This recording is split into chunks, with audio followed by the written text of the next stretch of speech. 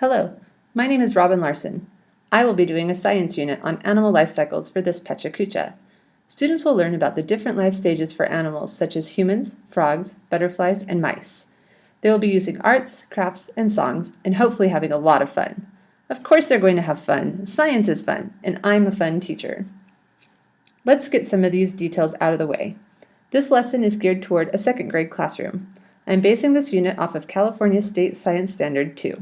Plants and animals have predictable life cycles. With Substandard B, students know the sequential stages of life cycles are different for different animals, such as butterflies, frogs, and mice. The measurable assessments I will be using for this unit include keeping a journal record of personal growth, an arts and crafts project depicting the life cycle of a butterfly, a couple of worksheets, one for life cycles in general and one on the frog life cycle, and creating a Venn diagram showing the differences and similarities of different animal life cycles. The first lesson in this unit will introduce the unit topic by talking about life cycles in general. We'll discuss that all living things, plants and animals, have a predictable life cycle. The learning objective for this lesson is students will complete a worksheet by drawing and labeling the missing parts of the predictable life cycle for a plant and an animal. Core vocabulary for this unit will be introduced in this lesson: adult, adolescent, childhood, egg, embryo, infant, larva, metamorphosis, nymph, pupa, seedling, cocoon, chrysalis, hibernate, froglet, tadpole. We'll put these words on a word wall for students to refer back to throughout the unit, and students can enter words into their own dictionaries. The second lesson in this unit will expand on the topic of life cycles by getting personal. We'll be talking about the human life cycle. With sufficient time, a request will be sent to guardians of the students asking for the student to bring a photo of themselves when they were a baby. I'll display the pictures and the class will have the opportunity to guess who is who. This is the only time you will see me in a bikini. The class will discuss the parts of the predictable human life cycle, including growth. We'll measure the height of each student on a poster board that will be kept on the wall in the classroom and record their new height every month. The learning objective for this lesson is students will chart their own life cycle growth once a month in a science journal for the rest of the year.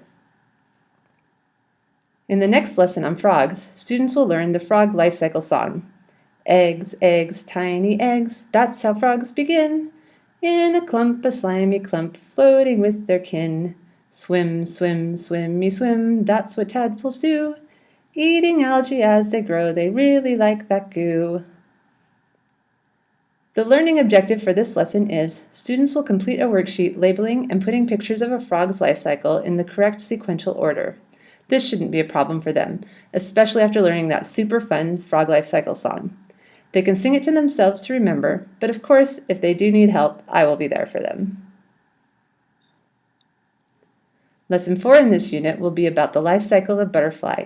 The lesson objective is students will create the different sequential stages of the butterfly life cycle in a hands-on arts and crafts project.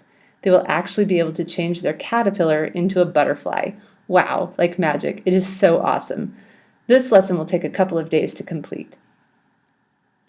On the first day of this lesson, I will model the art project, which is sure to get the students excited. The students will need to spend some time coloring the wings of a butterfly on a coloring page. This needs to be done the first day so it can be laminated for use later. We'll also talk about the butterfly life cycle, making sure to emphasize the key vocabulary words. On the second day of this lesson, students will create their caterpillar, cocoon, and butterfly. The caterpillar is made by gluing bright, fuzzy pom-poms to a tongue depressor. You should also add googly eyes, because that's fun. The cocoon will be made using an empty toilet paper roll. You may want to paint it to look more like a cocoon, but you can just leave it if it's brown already. Now for the fun part. Put a piece of Velcro on the back of the caterpillar tongue depressor. Put the matching piece in the center of the butterfly wings. Roll the butterfly wings up to fit into the toilet paper roll cocoon. Students can have fun walking their caterpillar into the cocoon, making sure the Velcro latches so when they pull it out, it has become a butterfly. How cool is that? The final lesson will be on the life cycle of mice. This lesson will bring the unit back to a life cycle more similar to the human life cycle. The emphasis will be on how life cycles are different for different animals, but also how they are similar. We'll list humans, frogs, butterflies, and mice on the board and record the differences and similarities between the life cycles.